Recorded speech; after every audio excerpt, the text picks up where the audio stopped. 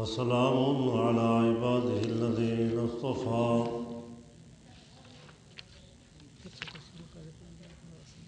أما بعد فأعوذ بالله من الشيطان الرجيم بسم الله الرحمن الرحيم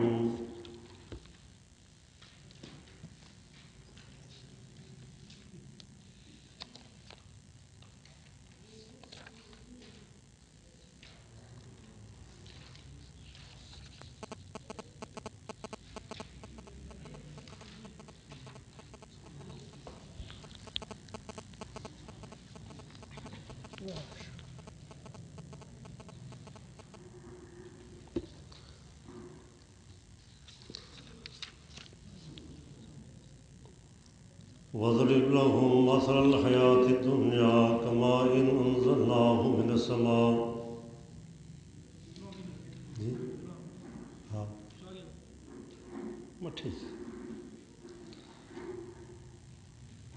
اس صورت میں 4 شبہات کے جوابات تھے۔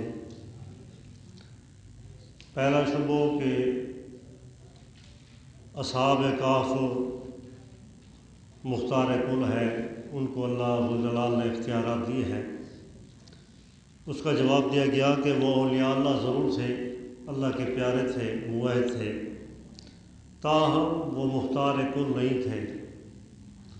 مختار کل چھپتا نہیں ہے غاروں میں، وہ سوتا نہیں ہے، وہ تو تھک گئے تھے، چھپتے تھے۔ دوسرا شبہ کہ آپ صلی اللہ علیہ وسلم مختار کل اور عالم الغیب ہے۔ جواب دیا گیا کہ نہیں، وہ تو اللہ ذوالجلال کے احکامات کے تابع تھے۔ آپ صلی اللہ علیہ وسلم کو بہت سے حکم دیے گئے کہ وَاتْلُ مَا أُوحِيَ إِلَيْكَ مِن رَّبِّكَ وَاصْبِرْ نَفْسَكَ مَعَ الَّذِينَ يَدْعُونَ رَبَّهُمْ وَلَا تُطِعْ مَنْ أَغْفَلْنَا۔ وہ اللہ ذوالجلال کے احکامات کے تابع تھے۔ جو احکامات کے تابع ہو وہ الہ نہیں ہوتا۔ پھر اس کے بعد مشرک اور موحد کی مثال دی گئی کہ موحد اگرچہ امتحانات میں ہوتا ہے لیکن اللہ ذوالجلال کی رحمت میں ضرور ہوتا ہے۔ مال مل جانا اللہ ذوالجلال کی رضا کی دلیل نہیں ہے۔ مال ہمیشہ نہیں رہتا، وہ ختم ہو جاتا ہے۔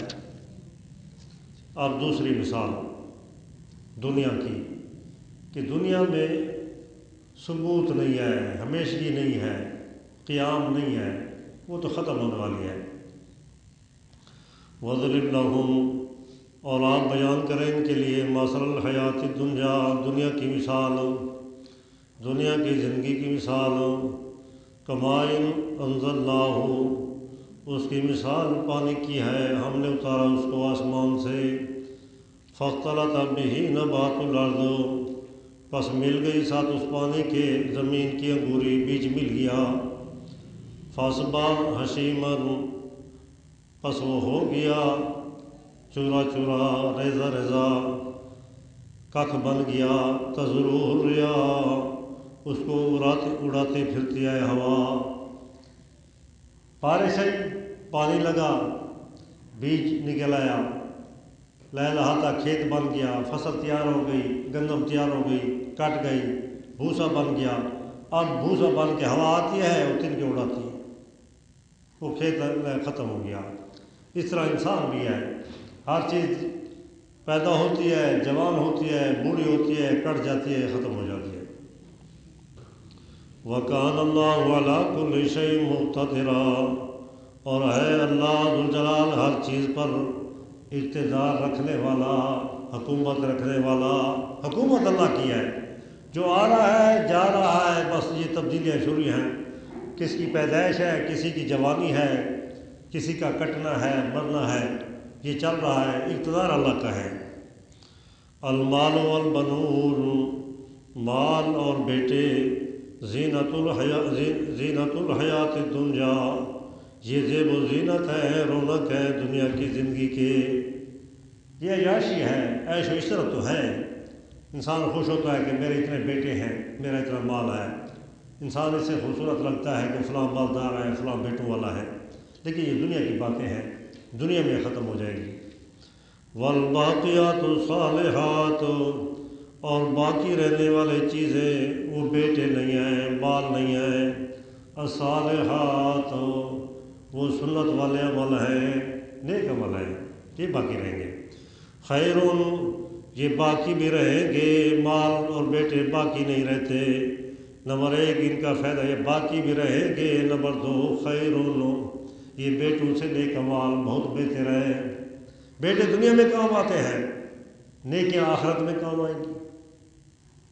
بہتر ہے عند ربک تیرے رب کے ہاں، ثواباً بدلے میں، وخیر عملا مال اس لیے مانگتا ہے کہ امید ہوتی ہے کہ مشکل میں کام آئے گا۔ بیٹا اس لیے انسان مانگتا ہے کہ بڑھاپے میں کام آئے گا، امید ہوتی ہے۔ یہ امیدیں کبھی ضائع بھی ہو جاتی ہیں، بیٹے نافرمان ہو جاتے ہیں، مال ضائع ہو جاتا ہے۔ جو نیک اعمال ہے خیرن وہ بہتر ہے اس لیے کہ عملا ان کی امید قوی ہے، وہ ضرور کام آئیں گے، جہنم سے بچا لیں گے، جنت میں لے جائیں گے۔ موت کا منظر، وَيَوْمَ نُسَيِّرُ الْجِبَالَ وہ دن اور وہ حالات تو بہت مشکل ہوں گے۔